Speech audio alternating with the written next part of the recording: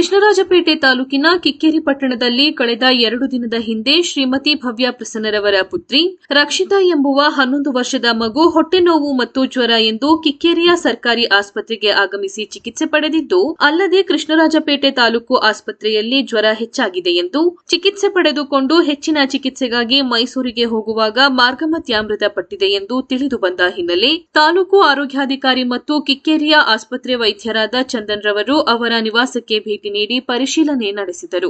ಸಾವಿಗೀಡಾದ ಮಗುವಿನ ರಕ್ತ ಪರೀಕ್ಷೆ ಮಾಡಿಸಿದ್ದು, ಅದರಲ್ಲಿ NS1 ದೃಢಪಟ್ಟಿರುತ್ತದೆ. ಆದರೆ ಡೆಂಗ್ಯೂ ರೋಗದಿಂದ ಸಾವಿಗೀಡಾಗಿರುವ ಬಗ್ಗೆ ಯಾವುದೇ ವೈದ್ಯರು ದೃಢೀಕರಿಸಿಲ್ಲ. ಅನುಮಾನಾಸ್ಪದ ಡೆಂಗ್ಯೂ ಇರಬಹುದು ಎಂದು ವೈದ್ಯರು ತಿಳಿಸಿದರು.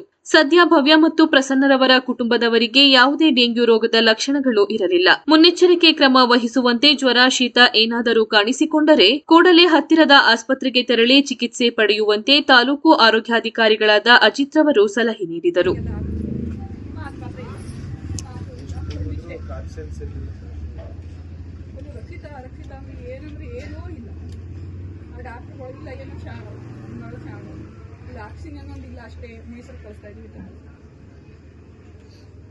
ನೀವು ಮೈಸೂರಿಗೆ ಅಲ್ಲಿ ಹೋದ್ರಲ್ಲ, ಆಗ ಮಾತಾಡ್ತಿದ್ದ ಮಗು ಇಲ್ಲ ಮಾತಾಡ್ತಿದ್ದಿಲ್ಲ.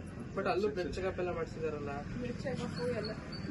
ಅವ್ರು ಹೇಳಿದ್ರು 99% ಇದು ಡೆತ್ ಆಗೈತೆ, 1% ಹಾರ್ಟ್ ಮತ್ತೆ ಇದು ಇದಾಗೈತೆ. ಬಸ್ಕ ಚಾನ್ಸಸ್ ಗ್ಯಾರಂಟಿ ಇಲ್ಲ. ನಾವು ಕೊಡೋ ಟ್ರೀಟ್ಮೆಂಟ್ ಕೊಡ್ತೀವಿ.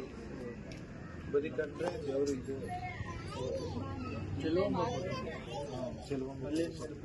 ಅಲ್ಲಿ ಟ್ರೀಟ್ಮೆಂಟ್ ಮಾಡಿದ್ರು.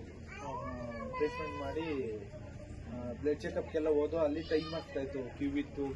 ಬರೀ ಬ್ಲಡ್ಗೆ ಇದ್ದು ಫುಲ್ ಬಾಟ್ಲುಗಿಲ್ಲ, ಕಾಲ್ ಬಾಟ್ಲೂ ಇಲ್ಲ. ಇಷ್ಟೇ ಹೋಗಿದ್ದು. ಅದು ನಿಧಾನಕ್ಕೆ ಕೊಟ್ಟಿದ್ದು ಇದನ್ನ ಹೋಗೋದನ್ನ ಹನಿ ಸಣ್ಣ ಸಣ್ಣಗೆ ಅನಿತಿತ್ತು. ಆಮೇಲೆ ಅದು ಇಷ್ಟು ಹೋದ್ಮೇಲೆ ಚಳಿ ಚಳಿ ನಡ್ಕ ಬಂತ ನಡ್ಕ